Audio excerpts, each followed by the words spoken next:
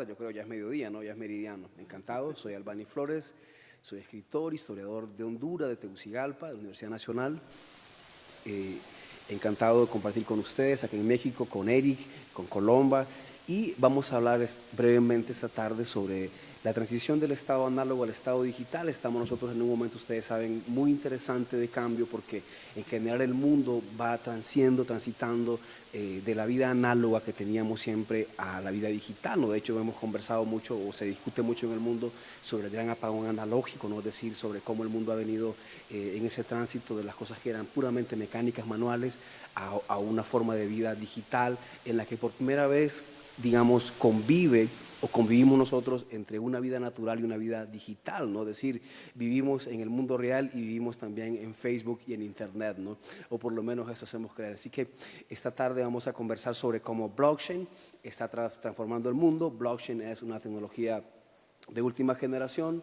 Esencialmente funciona como una tecnología, digamos, como una especie de libro digital que permite a las industrias públicas y privadas pues una mayor seguridad, una mayor confianza, pero también puede aplicarse a casi todas las industrias conocidas, ¿no? Ahora mismo en el mundo, distintos estados alrededor del planeta han adoptado blockchain como una tecnología tanto para el comercio, para la educación, para las control de tierras, para la seguridad nacional. Es decir, es una tecnología de amplio espectro que puede aplicarse tanto a la industria pública como a la industria privada, y me complace por eso conversar esta tarde con Eric Galán, que es pues, de Ciencias Sociales, y también pues con mi querida amiga Colomba también, que pues es arquitecta, y estamos, me resulta muy interesante esta conversación porque los tres venimos un poco de las humanidades, de las ciencias sociales, del arte, y es muy interesante cómo las ciencias sociales pueden observar el cambio que el mundo está experimentando a través de estos procesos, ¿no? Así que bueno, cedo el micrófono para que los compañeros se presenten y podamos conversar el conversatorio. Muchas gracias.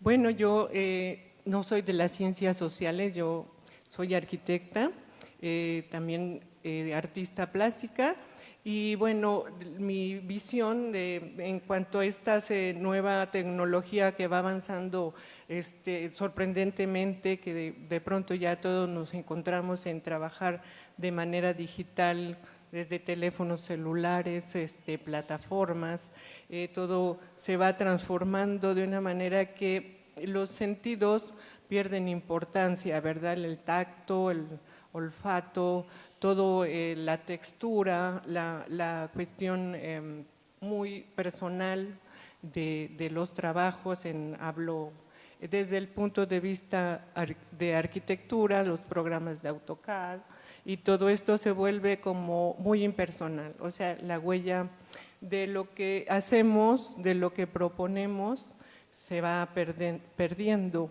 Entonces, de repente somos invisibles, o sea, las máquinas ocupan nuestros lugares, y eso es lo que yo, desde mi mirada, puedo destacar, y cómo también los jóvenes se van, digamos, también olvidando o no desarrollando esta parte manual de tomar el papel y dibujar bocetos a mano, presentar estos trabajos de arquitectura. Yo soy maestra de jóvenes de bachillerato, y bueno, justamente ahorita están presentando examen para entrar a la UB, les deseo que todo vaya muy bien. Y bueno, esta parte les decía de que cómo percibimos esta comunicación, cómo se va desvirtuando las relaciones humanas. De repente siempre tenemos una plataforma enfrente en vez de mirar al otro, e incluso mirarnos a nosotros mismos. Estamos mirando justamente una computadora que está intermedio, hasta los pacientes, o sea, hasta los doctores están, en vez de mirar al paciente, están mirando la computadora. Todo esto pues ha desvirtuado mucho la comunicación, las relaciones humanas. De repente pues uno observa qué tan importante, o sea, cuál es, sí, qué bueno que la tecnología está avanzando de esa manera, pero también a dónde quedamos con las relaciones humanas, cómo quedamos los seres humanos viéndonos, teniendo pues esa creatividad y presentándola ante los demás. Eso es lo que pues yo aporto en este momento. No sé qué pudiera. Muchas gracias. Bueno, en mi caso, bueno, yo vengo justamente de las ciencias sociales, soy antropólogo, hice un doctorado en ciencias sociales, mención sociología. Mi especialidad más bien es pensar temas como problemas públicos, cómo se configura lo público, cómo diversos temas que parecieran solamente restringidos a públicos muy cerrados, pues se tratan de hacer vinculantes, pues, ¿no? Aquí lo interesante, creo, para pensar la discusión del blockchain, y me baso un poco en una serie de búsquedas que empecé a hacer sobre qué se ha hecho en las ciencias sociales en torno al blockchain. Lo que tenemos es más bien pensar en los beneficios y el desempeño del llamado Estado digital, o sea, es decir, cómo este tipo de aplicaciones que implica al mismo tiempo generar bases de datos, que estas bases de datos sean, digamos, encriptadas, pero al mismo tiempo transparentes, pues pueden tener ciertas aplicaciones en el Estado, ¿no? En seguridad, en licitaciones, documentos de identidad, cobros de impuestos, salud, educación, etcétera. En todo prácticamente. Y no solamente en el ámbito de lo público, sino también en lo privado. O sea, ya tenemos los ejemplos, por ejemplo, de las criptomonedas, de las inversiones inmobiliarias, e incluso en el propio arte, cuando se empezó a hablar de los NFTs, ¿no? De esto de repente se daba un valor muy específico a un NFT, que en realidad era pues, una imagen única, que se le daba un valor específico en términos monetarios, pero que en un cierto momento por la especulación tenía un valor muy alto, pero después fue decreciendo, ¿no? Entonces se hacían inversiones muy altas y después eso era muy volátil. Entonces en las ciencias sociales hay una noción como de una tensión entre el entusiasmo y las precauciones, pues. O sea, por un lado, en términos del análisis desde las ciencias sociales de esto, es como si lo relacionamos en términos de una construcción de un Estado liberal, hay elementos que pueden ser interesantes a retomar con el blockchain, es decir, la transparencia, el combate a la corrupción, la rendición de cuentas, vienen muy bien con esta lógica del blockchain, de generar bases de datos que son controlables en términos, digamos, descentralizados, que generan, digamos, como mecanismos para que todos sepan qué es lo que se está haciendo dentro de esas bases de datos, pero al mismo tiempo hay ciertas precauciones en términos de el aumento de la brecha de desigualdad por la educación digital. No todos tienen acceso al lenguaje especializado que implica el blockchain, que ha habido una curva de aprendizaje por parte de personas funcionarias al momento de la implementación en distintos escenarios, generación de intermediarios perniciosos, que es decir, dado que no todos tienen este tipo de conocimientos, puede que haya algunos que en el momento de tenerlo también generen, digamos, beneficios propios a costa del desconocimiento de otras personas. Esto nos lleva a pensar lo público y lo privado en términos de la lógica que establece el funcionamiento del blockchain. De acuerdo a las propias reglas operativas de esta tecnología, las definiciones son muy claras. Hay bases públicas, hay bases privadas y hay bases federadas. Entonces, en ese sentido está muy restringido. Pero al mismo tiempo tenemos una tensión con cómo hemos configurado en términos sociales lo público, que ha generado, digamos, ires y venires muy amplios en términos de qué es lo que nos debe importar a todos, qué es por lo que todos debemos tener cierto acceso a información, qué es lo que no. Y al mismo tiempo, ¿cómo podemos hacer que nuestros problemas cotidianos se vuelvan problemas que afecten a toda la sociedad, a toda la ciudadanía? Entonces, ahí tenemos esa tensión. Sin embargo, lo que ha sucedido, especialmente para temas de transparencia, de rendición de cuentas y actualmente la lógica de lo del buen gobierno, pasa un poco por esta misma lógica del blockchain, por una suerte de lenguaje común para pensar argumentos diferentes de cómo se piensa esto. Es decir, por lo menos en el caso de México, tenemos dos formas de pensar la transparencia, el buen gobierno, el acceso a la información, y ha sido utilizar la lógica de este tipo de tecnologías como el blockchain como una alternativa para actores gubernamentales, como podemos utilizarlo, es algo que es posible hacer. Ahora, por ejemplo, ustedes pueden verlo, toda la discusión que ha habido en torno a la agencia de información pública que se quiere hacer por parte del gobierno federal, y se utiliza este tipo de tecnologías, o la idea es que se utilice en algún momento para delimitar, delimitar ciertos mecanismos de acceso a la información y también justificarlo en términos de la tecnología nos puede ayudar. Pero por parte de la oposición también, esta misma lógica, incluso diciendo, bueno, el blockchain también se puede utilizar, pero ellos no lo usan y no lo han usado porque no lo entienden, ¿no? Entonces, ha habido otros actores, por ejemplo, uno puede recordar en un debate hace como 6 años a Purificación Carpinteiro, que era una candidata a jefa de gobierno en algún momento.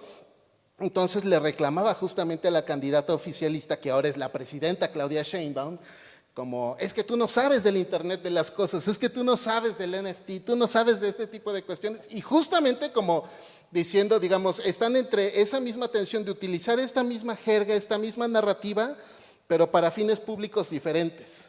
Entonces, de alguna manera, podemos pensar, y con esto concluyo esta primera parte, que este tipo de elementos tiene su propia capacidad actancial para incidir en el debate de la acción pública, en la medida que su existencia establece reglas puntuales de participación por la dinámica misma del blockchain.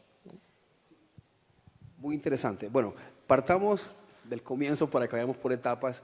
Primero hay que decir que naturalmente el Estado digital, que digamos es una forma nueva del Estado, ¿no? Nosotros venimos de un Estado primero pues colonial, hablo de América Latina, luego de un Estado liberal, luego de un Estado neoliberal, y vos pones ahí, por ejemplo, una frontera muy interesante entre la discusión de lo público y lo privado, que se ha perdido en las últimas 2 décadas a partir del neoliberalismo, pero sí es muy interesante a partir de cómo los Estados están configurando su instrumento jurídico, es decir, su sistema jurídico, que es lo primero, porque para poder establecer normas, digamos, tecnológicas, digitales, a través de blockchain, el Estado debe, o los Estados deben tener, pues, una estructura jurídica que lo soporte, ¿no? Es decir, el ejemplo más claro en América Latina, o por lo menos en nuestra región, creo que es El Salvador, porque El Salvador, con toda esta idea de tecnificar al Estado, de digitalizar los procesos, pues entró en una etapa de digitalizar servicios, de digitalizar también instrumentos. Personalmente, fui escritor durante 4 años de una compañía blockchain de los Estados Unidos que operó en El Salvador, y esta compañía lo que hace en Bienes Raíces era prevenir el fraude a través de blockchain. Es decir, ¿cómo se hace? Bueno, ellos tomaron un municipio que se llama San Bartolomé de Perulapía, la compañía se llama Del Norte, y lo que hicieron, todos nosotros sabemos que en Latinoamérica tenemos un problema inmenso con el tema de los bienes raíces, porque cuando compras una propiedad tenés que verificar muchísimas veces que esa propiedad no tenga un dueño anterior y que esté certificada. Entonces, el fraude más común en América Latina es el fraude inmobiliario, ¿sí? Entonces, esta compañía va y lo que hace es proponerle al Estado de El Salvador que, digamos, que trabaje en una normativa jurídica para que blockchain pueda, digamos, digitalizar todos los registros catastrales, porque de esta manera, si por ejemplo una persona X tiene una propiedad y se la vende a la persona Y, esta persona Y tiene que verificar que esa propiedad esté legalmente inscrita, ¿no?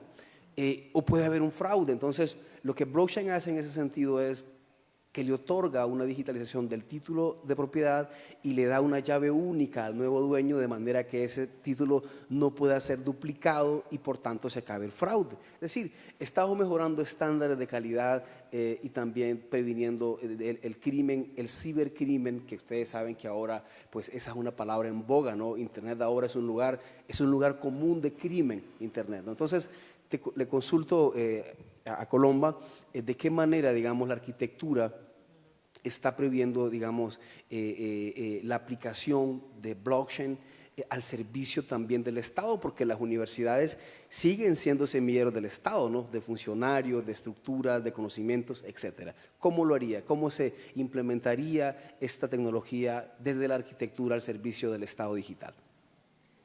Creo que tenés un micrófono ahí, sí. Sí, sí. ¿Le ayudas, por favor? Sí. Claro. Bueno, pues yo en verdad, ¿cómo explicar? Todo esto vengo ahora sí que a aprender porque soy como lo de la generación anterior, o sea, una generación que no trabajó prácticamente con plataformas. Nosotros trabajamos de esta manera a partir de la pandemia. Tuvimos que aprender a trabajar en toda esta parte digital. En realidad yo mis proyectos los hago de manera artesanal, o sea, de manera manual. Mis proyectos yo así trabajo.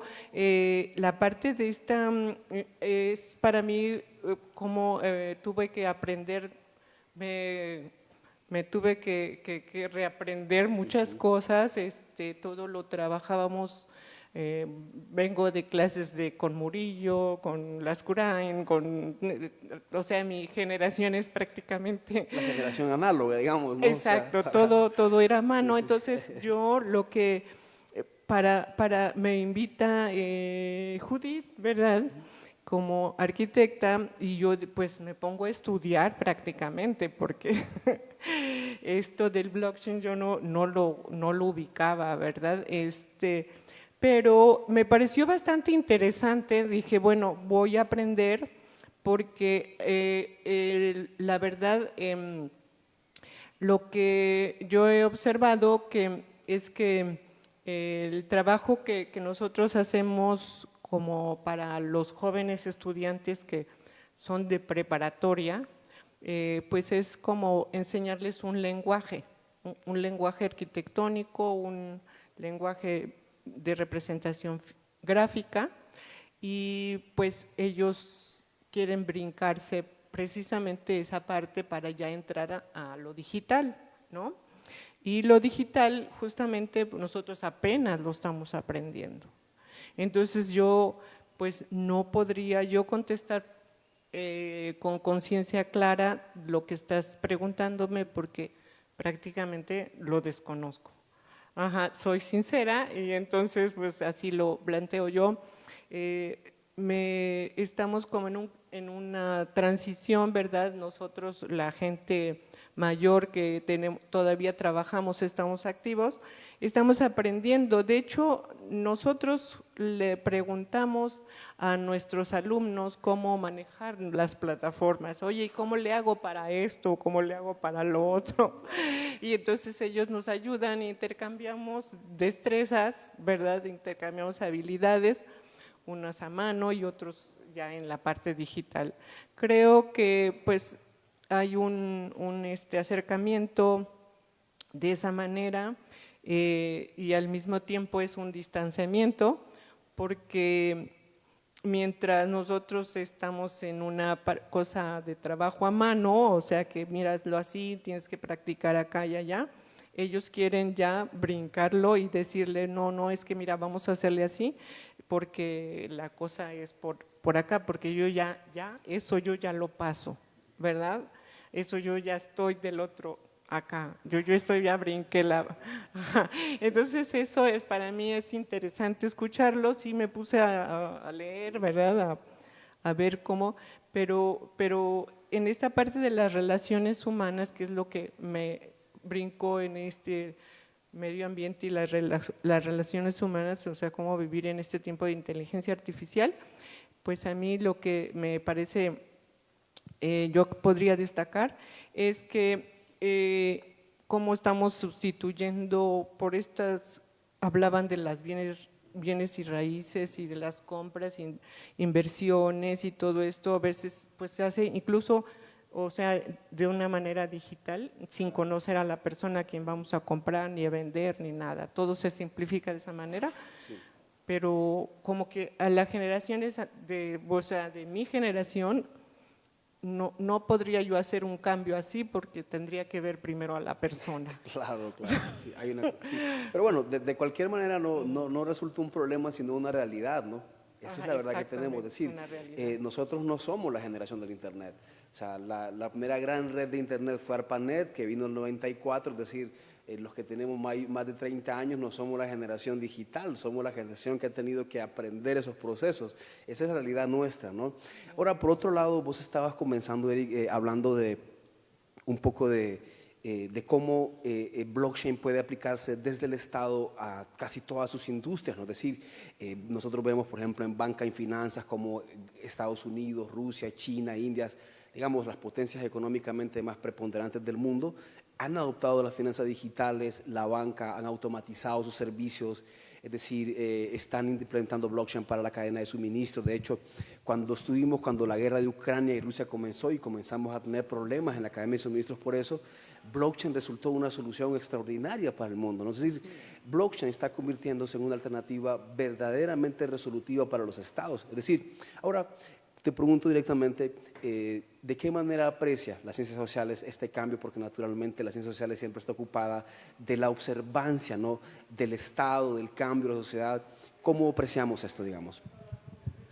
A ver, pues fíjate, pensando un poco, tal vez en términos muy específicos del blockchain es un tema muy nuevo, que como comentaba, si bien con toda esta novedad ya hay toda una serie de estudios detrás de cuáles son sus consecuencias, cuáles son sus aplicaciones, cómo en la vida social y política ya hay efectos prácticos. Toca un debate que en algún sentido ha sido transversal dentro de las ciencias sociales, que tiene que ver con la relación de la tecnología con la vida social, ¿no?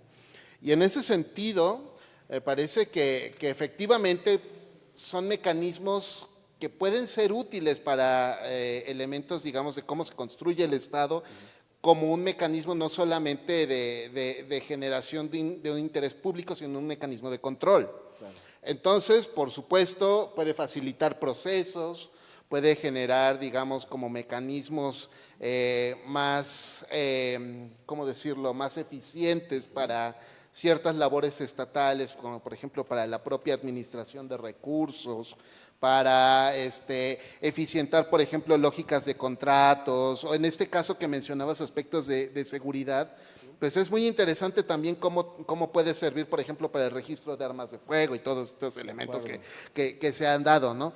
Sin embargo, también dentro de toda esta discusión, pues hay siempre un debate, y ahí es algo que metió, por ejemplo, Foucault con esta lógica de donde hay poder hay resistencia, claro. Y que eso mismo implica que donde se generan acciones de gobierno también se pueden generar mecanismos desde los cuales se puede resistir, pero no solamente resistencia en el sentido, digamos, de la protesta pública, ¿no? Sino también, digamos, de cómo saltamos al Estado y esto se vuelve generación de informalidad. Es decir, con toda esta lógica del blockchain también hay quienes, dentro del conocer esta tecnología, esta forma de hacer, pues también generan también mecanismos que reproducen elementos de informalidades del Estado, que pueden generar también delitos informáticos. Y entonces, en ese sentido, pues bueno, ahí lo decimos en términos como muy Foucaultianamente de la resistencia, pero efectivamente también aquí puede haber, digamos, espacios donde también, aunque en principio este tipo de tecnologías permitiría tener más transparencia, un mayor combate a la corrupción, también se puede generar otro tipo de formas de delitos. O sea, y eso es lo interesante aquí. O sea, no solo cambia la forma en cómo se administra, sino cambian hasta las formas en cómo se violenta la propia lógica del Estado. Y eso es un elemento que es como transversal en términos históricos de cómo se ha pensado al Estado como un, digamos, como un artefacto de control, pero que al mismo tiempo permite ciertas reglas, ciertos elementos de cómo me salto las reglas o me salto la ley, ¿no? Claro. Entonces, me parece que hay un punto también muy importante que podríamos discutir de estas. Sí, yo creo que sí, hay una cuestión muy interesante, pero, por ejemplo, Colombia estaba mencionando un poco sobre la incapacidad que tenemos o la necesidad que tenemos de aprender esto. Hay una realidad, no solo en América, sino en el mundo, de la brecha digital, ¿no? Es decir, en América Latina tenemos un problema verdadero con el tema de la brecha digital. En la mayoría de nuestros países, en mi país, en Honduras, por ejemplo, es un problema que ni siquiera se discute, ¿no? Es decir, en la mayoría de países de América Latina ni siquiera hemos cumplido con la primera norma de la brecha digital, que es dotar a los niños en las escuelas públicas o privadas, en la escuela en general, de conectividad a Internet y un dispositivo donde utilizarlo, ¿no? Es decir, eso en principio, vos lo mencionabas antes. Ahora, la otra cosa también es que naturalmente, como ha ocurrido en todos los procesos industriales, recordemos que blockchain, la inteligencia artificial, que el Internet son la cuarta revolución industrial, ¿no? Es decir, estamos hablando de las nuevas industrias y por tanto, yo diría, hay una permeabilidad también, porque al mismo tiempo que se habla de la seguridad enorme que blockchain proporciona al mundo, pues hay una contradicción enorme ahí porque por lo menos en los últimos años que hemos estado en ensayo-error, vemos como por ejemplo hackean $400 millones de una cadena blockchain. Entonces uno dice, hombre, pero ¿cómo es posible que si esto es lo más seguro, pues nos roben 400 millones de ahí? No es tan seguro, ¿no? Bueno, está también el factor humano, que todo lo que el humano hace es perfectible, no es absolutamente perfecto. Entonces, eso por otro lado. En México hay casos muy interesantes de blockchain porque esta tecnología puede también aplicarse a distintos campos. Digamos, ¿qué ejemplos podrían ustedes mencionar en México sobre cómo blockchain está utilizándose? Yo sé que, por ejemplo, en México, que desde el Estado mexicano, el Estado está utilizando esta tecnología para el tema de comercio exterior, de comercio internacional, ¿no? Comercio ultramarítimo, exportaciones, todo ese tipo de cosas. ¿Qué pueden ustedes contarnos al respecto?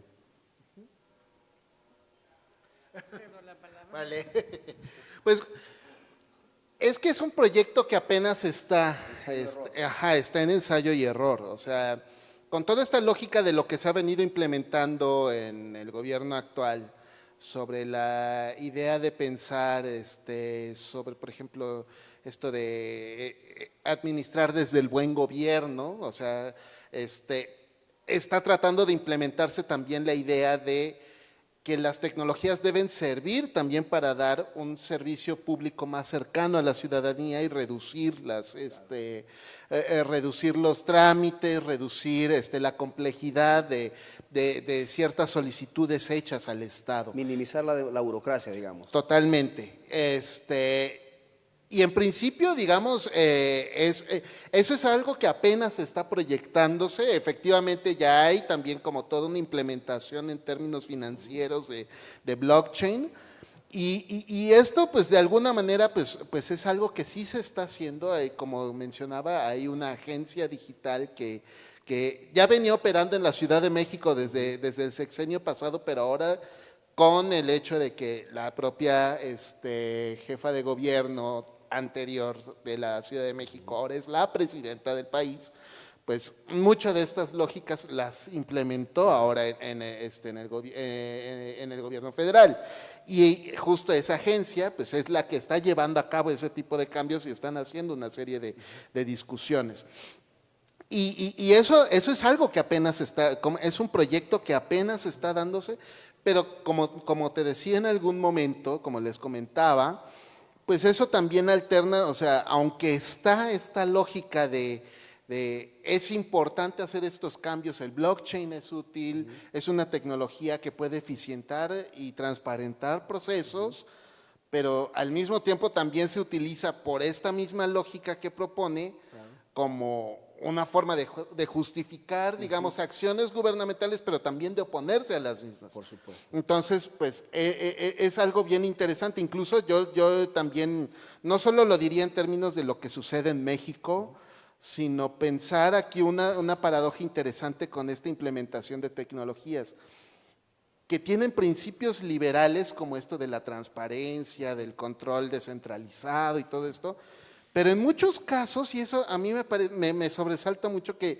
los estados a nivel latinoamericano donde se está incentivando más, es justamente los estados que en estos momentos se les denuncia como iliberales, como en el caso, por ejemplo, de El Salvador, en su caso, Argentina, por ejemplo, donde pues alterna este tipo de tecnologías y de implementación de las mismas con gobiernos que niegan derechos, que acotan lo público. Entonces, eso me parece también una cuestión interesante que puede ponerse sobre la mesa, que estas tecnologías, con la idea que pueden llegar a tener de romper esa jerarquización del poder, pueden ser incentivadas también por gobiernos que acotan esos derechos, ¿no? Entonces, eso puede ser también parte interesante de esa discusión, Sí, ¿no? por supuesto. Hay una cosa muy interesante, yo creo, aquí, porque en general, como todos sabemos, todas las herramientas que el humano ha desarrollado pueden ser utilizadas para bien o para mal, ¿no?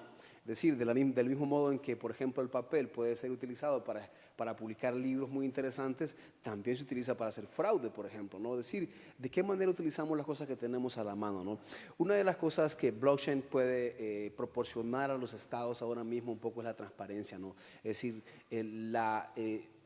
digamos, minimizar los actos de corrupción pública. Por ejemplo, en Honduras o en Centroamérica, particularmente en mi país, y se hizo una propuesta muy interesante para que el gobierno, que el gobierno anterior, que en uno de sus hazañas había robado alrededor de 7.000 millones de lempiras, esos son unos 300 millones de dólares en un pequeño acto.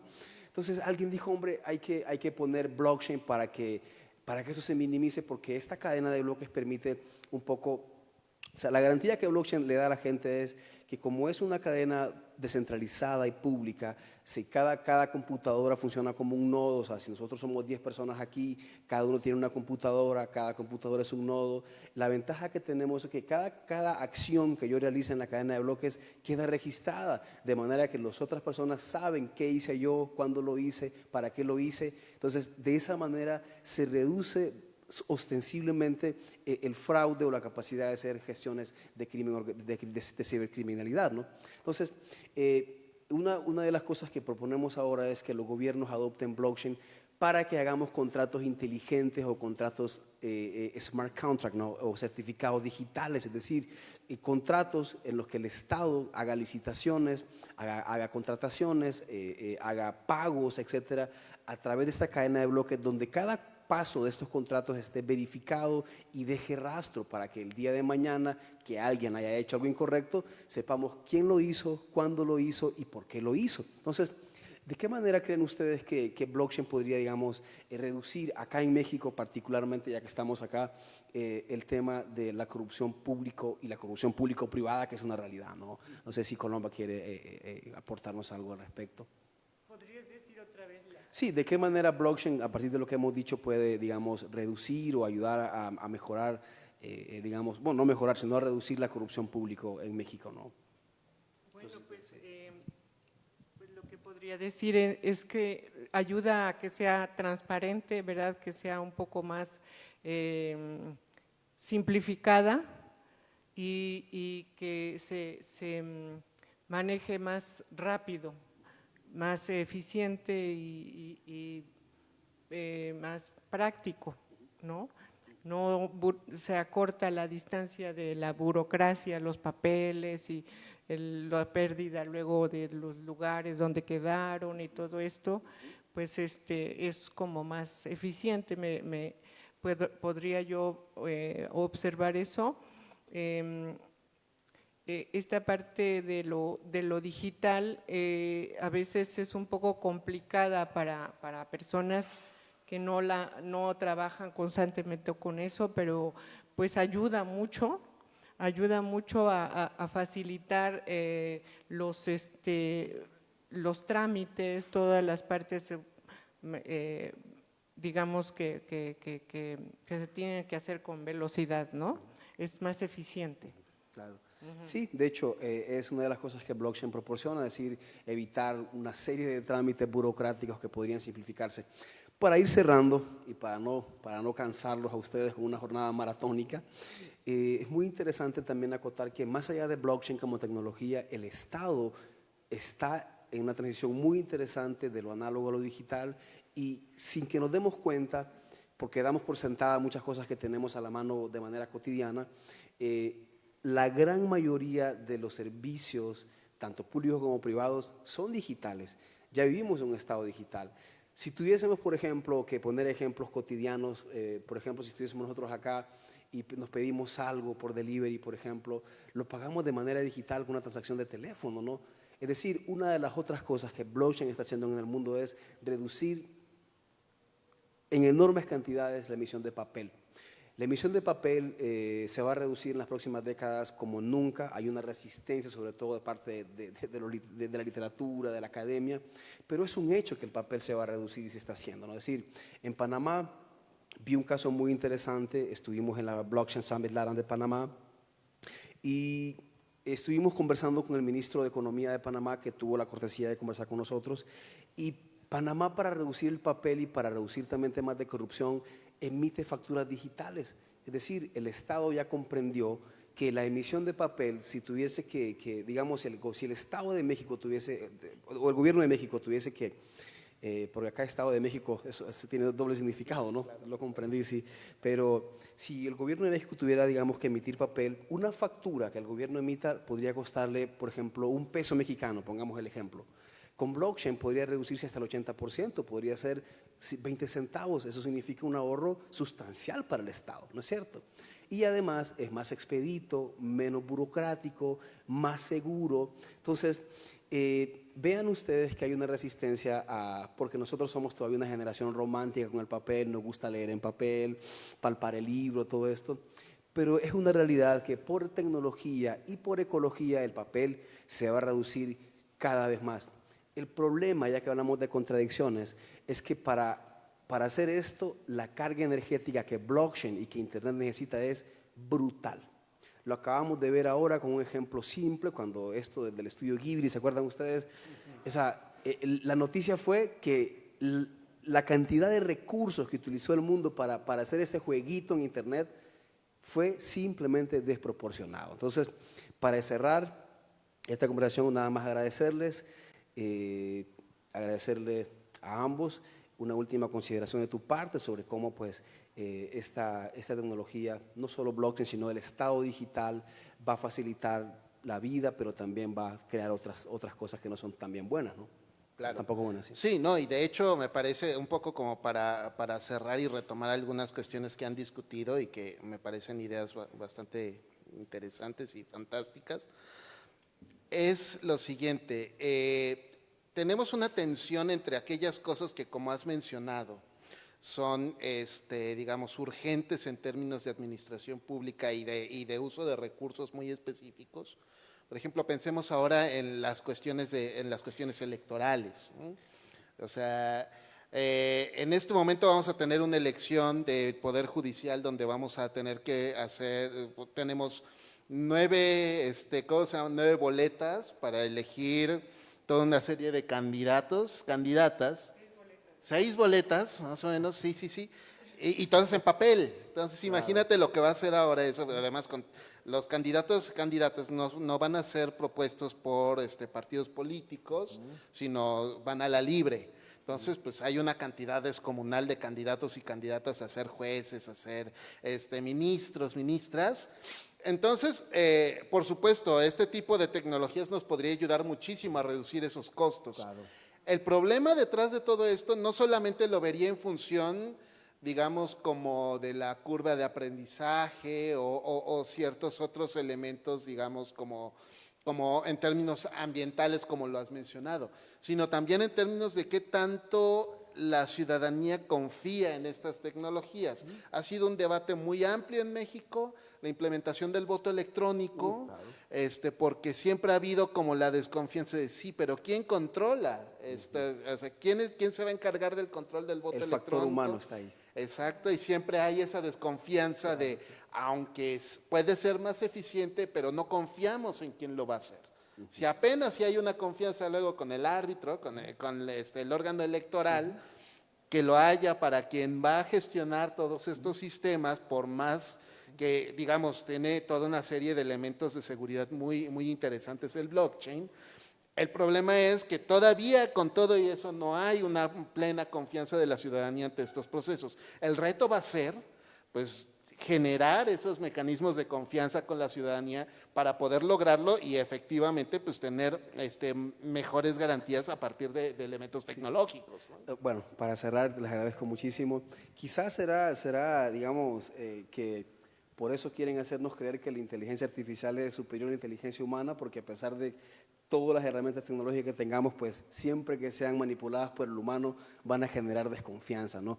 Una última consideración para cerrar, por favor. Sí, bueno, pues esta parte de la inteligencia humana y de la confianza, ¿verdad? Es algo que vemos los maestros normalmente, porque, bueno, se trabajan, los jóvenes, sus tareas, todos sus trabajos los pueden pasar por inteligencia artificial en programas de inteligencia y no sabemos si realmente lo hicieron ellos o lo pasaron por un programa. Y bueno, generalmente hemos visto que la creatividad es más bien es personal, es original, y pues la inteligencia humana con toda la tecnología que pudiera haber y desarrollar, pues no va a sustituir nunca la creatividad del ser humano, porque pues es única y diversa, o sea, hay diferentes creatividades, ¿no? Diferentes formas de presentar un producto, un trabajo. Entonces, aparte se gasta mucha agua, es una inversión tremenda, como ¿para qué? Pues si está el hombre, ¿no? O sea, hay un meme donde dice, yo quiero inteligencia artificial para que laven los trastes y limpien el piso, porque para pintar y escribir estoy yo, ¿no? Claro. Entonces, pues el ser humano pues nunca va a ser sustituible. Va a prevalecer. Siempre, ajá. Bueno, muchísimas gracias por sus intervenciones. Abrimos el micrófono creo que 5 minutos para quien quiera pues aportar algo, comentar o regañarnos o algo. Estamos aquí, ¿no? No sé si alguien, por favor. Sí. Sí. ¿Sabes qué proceso, o sea, si realmente hay algún proceso o trámite que está haciendo el gobierno actualmente a través de blockchain? Y si la base de datos, a final de cuentas, blockchain, lo que entiendo es que son diferentes nodos por todos lados, entonces, ¿no hay base centralizada del gobierno o sí? Esa sería una para ti. Y para ti al principio mencionabas que en la guerra de Ucrania se había llevado ya algo de blockchain. Entonces, ¿qué fue lo que llevaron y qué riesgos ven que puede existir con el blockchain? Sí, bueno, voy a ceder el micrófono a Eric. Por tema de tiempo, pues tenemos que ser brutalmente puntuales. Sí, claro. Por favor, sí. Empezando, me parece que por la emisión de facturas digitales, por ejemplo, ahí es una de las primeras. Ya son, digamos, elementos encriptados, en donde ya tú generas tu factura a partir del sistema de SAT. Ellos, o sea, tú metes esta información, esa ya queda registrada y es inmutable, y posteriormente cuando haces tu declaración, pues ahí está. Existía antes y ahorita ya está potencializado con blockchain. Ajá, bueno, estupendo. Para conocer tu pregunta muy puntualmente, ocurre algo. Los grandes genios de esta tecnología son ucranianos. Los ingenieros de software que han innovado y llevado la tecnología a sus últimas consecuencias son siempre de Ucrania, y de hecho, en mi caso particular, cuando estuve trabajando muchos años con una compañía como escritor, fui entrenado por 2 ingenieros ucranianos, no en software, sino en generalidades de la tecnología, que es Sergei Sergenko y Yuri Chudinov. Entonces, ellos son, digamos, los grandes genios de esta tecnología en el mundo, de hecho, ¿no? Usted tenía una pregunta o un comentario. No sé si alguien puede acercar el micrófono. Cerramos con su participación por tema de tiempo, los demás disculparán.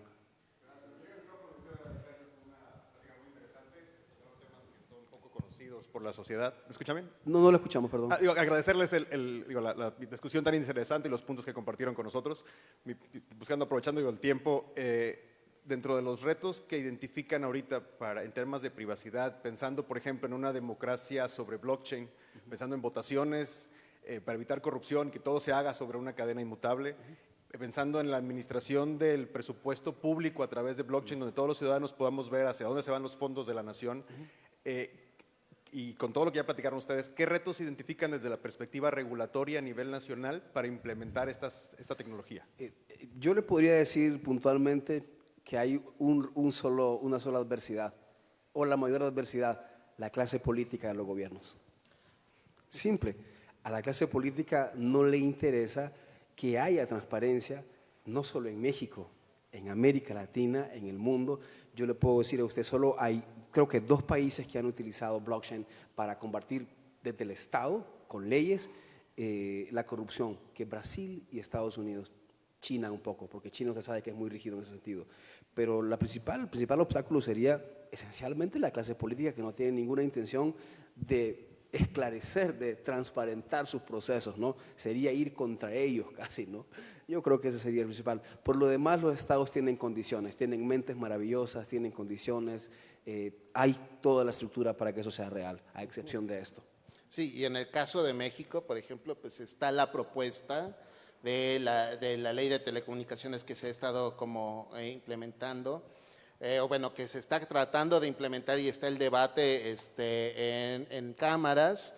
Y el problema ha sido, inicialmente el gran reto es que no hay una regulación y que apenas se va a hacer, y que el debate detrás de todo eso ha sido justamente como cómo se ha llevado a la arena de lo público por parte de los distintos actores esta problemática. Por un lado, desde el punto de vista gubernamental, es necesaria esta regulación porque con esto podemos eficientar recursos, tratar de ser lo más breve posible, y por el otro lado, pues la denuncia de que podría estarse controlando más la información, de que no son claros los mecanismos desde los cuales se va a hacer. Entonces, esto que ha generado, pues, que el debate no haya generado un consenso, ¿no? Entonces, ese es el gran reto en estos momentos.